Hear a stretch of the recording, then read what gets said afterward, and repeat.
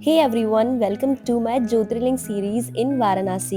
आज मैं आपको लेकर चलूंगी वाराणसी के प्रसिद्ध महाकालेश्वर मंदिर में। ये मंदिर भगवान शिव के उन 12 ज्योतिर्लिंगों का प्रतिरूप है जो पूरे भारत में स्थापित है। कहा जाता है कि यहाँ पूजा करने से वही पुण्य मिलता है जो उज्जैन के महाकालेश्वर ज्योतिर्लिंग में दर्शन करने से मिलता है। और महाकालेश्वर मंदिर का उल्लेख काशी खंड और शिव पुराण में भी है।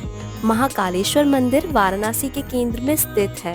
मैदागिन चौराहा से जब हम दारानगर की तरफ जाते हैं तो एक तिराहा आता है जहां राइट की तरफ रास्ता महामृत्युंजय महादेव मंदिर को जाता है।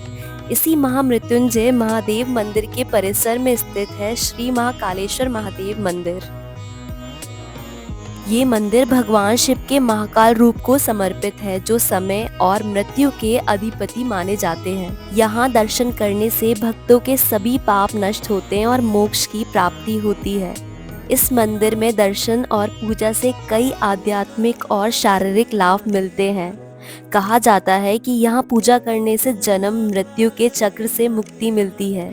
वैसे तो बनारस में बहुत सारे मंदिर है, लेकिन इस मंदिर के बाहर से ही कुछ एक अलग सी वाइब थी। और पहुँचते से ही सबसे पहले हमने दर्शन किए महामृत्युंजय महादेव मंदिर के। ये माना जाता है कि ये मंदिर अपने सभी भक्तों को अकाल मृत्यु से दूर रखता है और बीमारियों को ठीक करने की शक्ति रखता है। यहाँ भगवान शिव की पूजा महामृत्युंजय महादेव के रूप में की जाती है, जिसका अर्थ है मृत्यु पर विजय पाने वाले महादेव।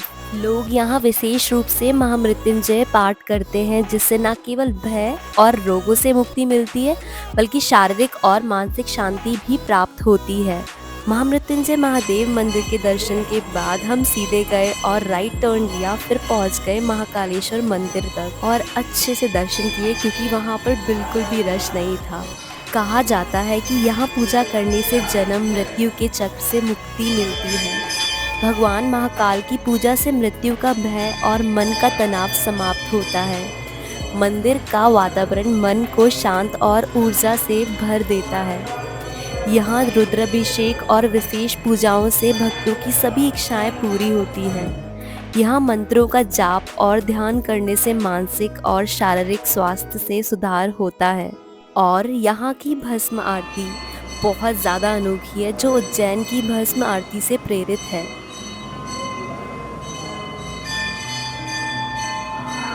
हमें इस मंदिर में कई सारी शिवलिंग देखने को मिली और शिव जी के कई सारे रूप देखने को मिले।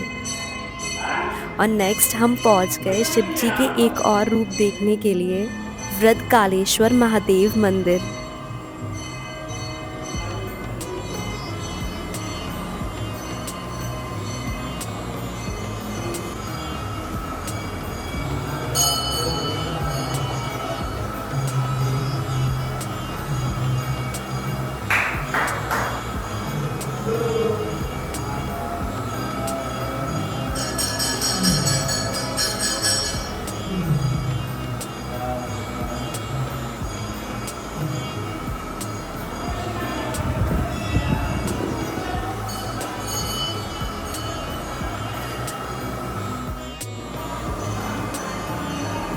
एक और मान्यता के अनुसार आयुर्वेद के देवता और भगवान विष्णु के अवतार धन्वंतरी ने इस मंदिर के कुएं में अपनी सभी औषधियां डाली थी। यहाँ है एक कुआं जो दिव्य चिकित्सकीय शक्तियों से युक्त है और इसे औषधीय जल के रूप में जाना जाता है। यहाँ का जल भक्तों के लिए रोगों से मुक्ति का एक माध्यम माना जाता है। ये मंदिर केवल पूजा का स्थल नहीं बल्कि जीवन, स्वास्थ्य और शांति का प्रतीक है।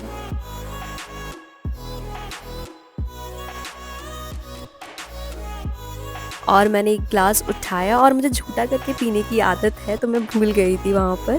फिर मैंने वहाँ पानी पिया और पूछा कि इसकी इम्पोर्टेंस क्या है।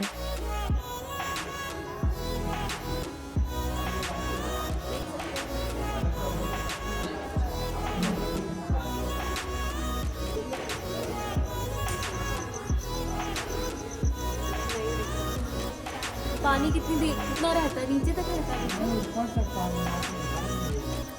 पानी बिल्कुल साफ था और देखा तो एकदम डर सा लग रहा था क्योंकि बिल्कुल अंधेरा था। पानी में तो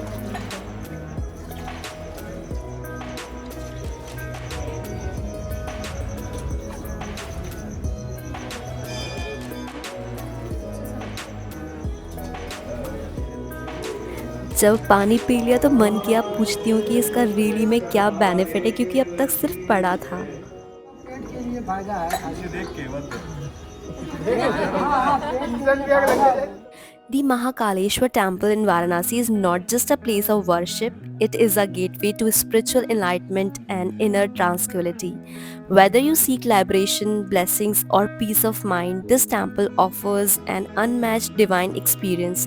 हर हर महादेव। एंड ये था हमारा वाराणसी के महाकालेश्वर मंदिर का आध्यात्मिक सफ़र, और मैंने कंप्लीट किए अपने दूसरे ज्योतिर्लिंग के दर्शन।